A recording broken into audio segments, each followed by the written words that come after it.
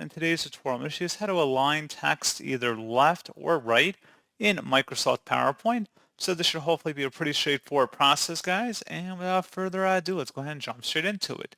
So all you have to do is open up PowerPoint, highlight whatever text you want to adjust or align to the left or the right, and then go up underneath paragraph.